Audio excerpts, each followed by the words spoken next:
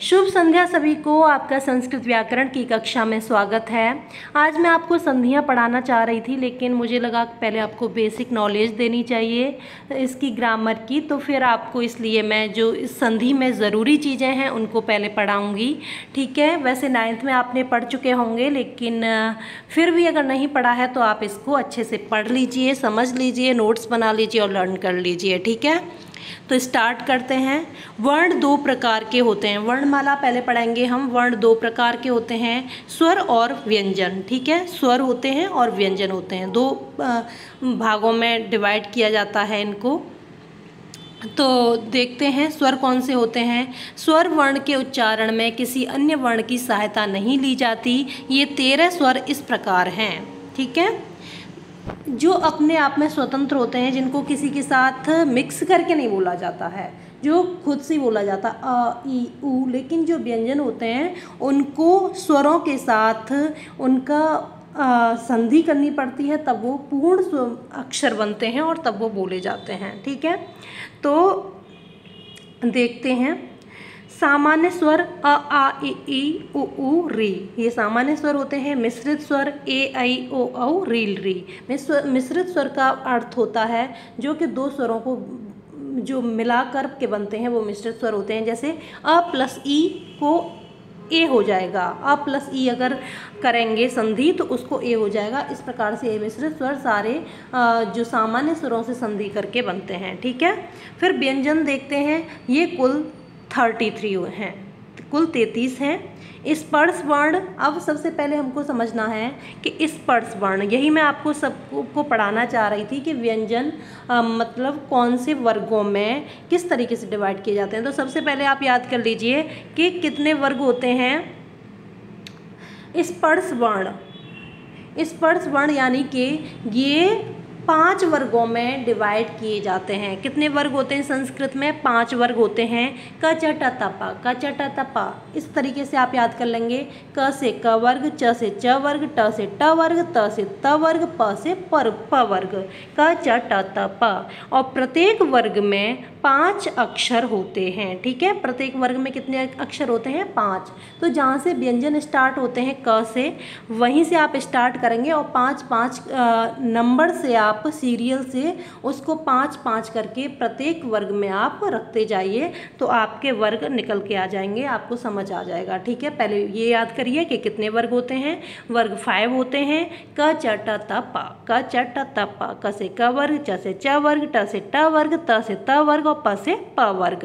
फिर क वर्ग में देखते हैं हम। क ख ग घ य, ये बनता है क वर्ग में, हो गया 5।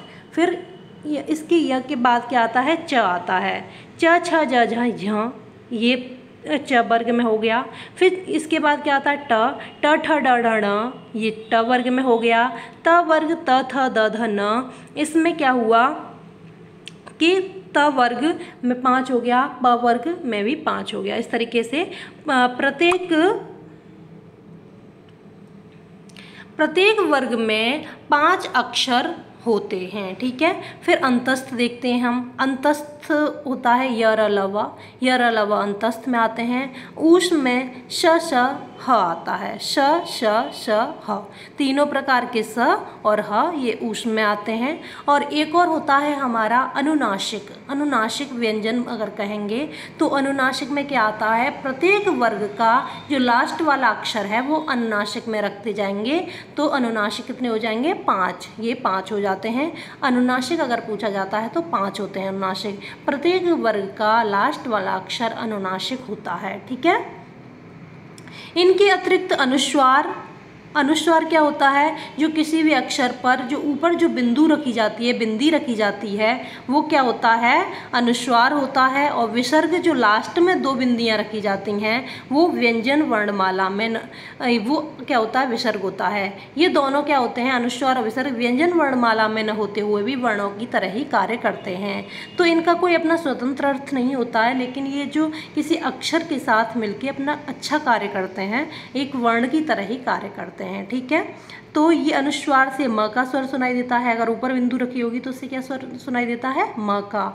और अगर लास्ट में जो 2 बिंदुएं रखी होंगी उनमें किसका स्वर सुनाई देता है? ह का। ठीक है, जैसे राम, रामः, ऊपर रख देंगे तो रामम, इस तरीके से। ठीक है, तो आप इनको अच्छे से समझ लीजिए, तभी संधियाँ समझ में आएंगी आपको।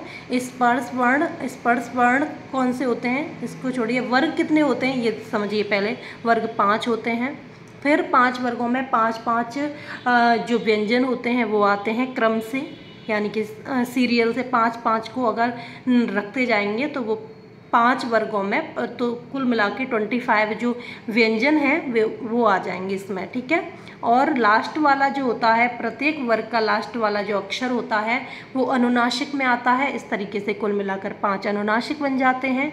अंतस्थ यर लव होता है, अंतस्थ को आप रट लीजिए इन चीज़ों को, यर लव अंतस्थ होता है। ऊष्म होता है, तीनों प्रकार का श होता है इसमें और ह होता है। ठीक है, ये ऊष्म हो जाते हैं। फिर इनके अतिरिक्त अनुस्वार और विसर्ग आते हैं जो कि आप जानते ही होंगे, हालांकि आपने ये 9th में पढ़ लिया होगा अच्छे से, पर मैंने सोचा पढ़ा दूँ एक बार, जिससे कि आपको संधियाँ अच्छे से समझ में आ जाए।